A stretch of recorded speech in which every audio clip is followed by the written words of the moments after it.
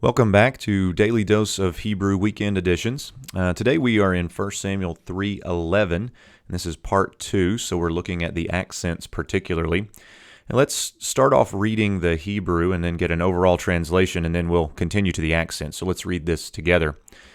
Vayomer Adonai el Shemuel, Hine Anochi Oseh, Davar beYisrael, Asher Kol Shomeo Tetzelena Shete Oz Naiv.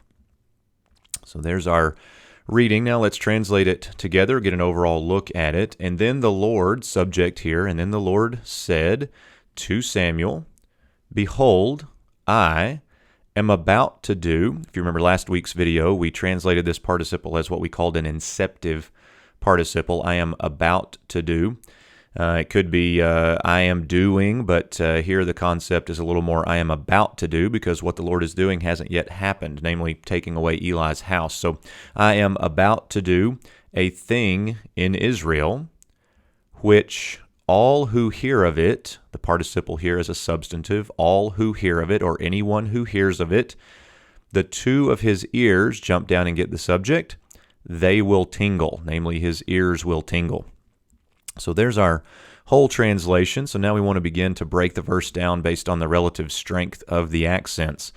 And first, we want to find the Athnach, and this one breaks our verse, we may say in half, or it at least gives us a major break. So we now can look at just that segment. So let's shift there. And in the Athnach segment, we now want to find the near subordinate accent and the far subordinate accent. Both of these are going to be disjunctive, and again, we're just trying to break the verse up. Now, the near is the tifka, which is here, and the far subordinate disjunctive accent is the zakef katon here. Now, I kind of anticipated this division, and then I rearranged the lines so that the zakef segment could be read separately. So you'll see line 1 is the zakef segment, and then line 2 here is the rest of the Athnach segment. Now, in the zakef segment, we have the light disjunctive accent here, the pashta, and it sets off the initial verbal clause from the prepositional phrase. And we get here, and the Lord said, and then we get to Samuel. So you see how that pashta sets off the verb subject from the preposition. Now in the tifka segment, we have the near subordinate, which is the tebir here. Now the tifka segment is so small that we don't have a far disjunctive subordinate. The next accent we see forward is the darga here, and it's conjunctive, so not another disjunctive accent in the tifka segment. So in this second segment here, we would get, Behold, I am about to do a thing in Israel. Is how we would read through that. So now, I've been just adding the Silluq segment back in here, but today I want to look at it alone again before we put everything together. So let's look at just the Silluq segment. So here I want to point out the conjunctive accent here, which is the merikah. So this is our subject, and we get the two of his ears as one constituent with the construct package. Again, the merikah being a conjunctive accent runs all of this together. And you also see the construct, masculine plural construct, ending the sere yod there on to, shete. So this package serves as the subject for tetzelena. The tifka on tetzelena is the near subordinate accent to the Silluq and sof pasuk combo on oznaiv at the end of the sentence.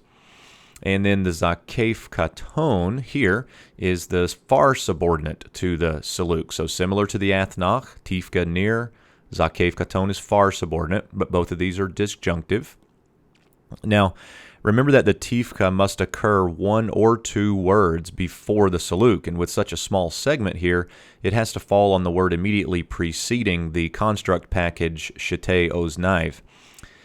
Now, one way to read these accents is to realize that the tifka and the zakef have the same relative amount of disjunct in order to break a segment, so their amount of break is the same weight. But since the zakef has more flexibility with where it lands in this segment, it often has more substance, or what we may call meaning. We put quotes around that. It's not an exegetically significant thing always, but has a little more substance. So with that in mind, I want to move some things around now to get the subject verb on the same line, and we can then break this verse up at the zakef segment. So there we go. Now we can see the subject-verb combination in the second part of the Silluq segment. So we get the 2 ears of him, they will tingle. And so there's our subject-verb that we break at the Zakef segment. So that hopefully you can see how that works out there. So let's bring the Athnach segment back in now, and we'll translate the whole verse one final time. So let's look at this together. And then the Lord said to Samuel, "Behold, I am about to do a thing in Israel, which all who hear of it, or anyone who hears of it, the two of his ears, they will tingle." So that wraps it up for today. I hope that's helpful for you. Until next time, shalom.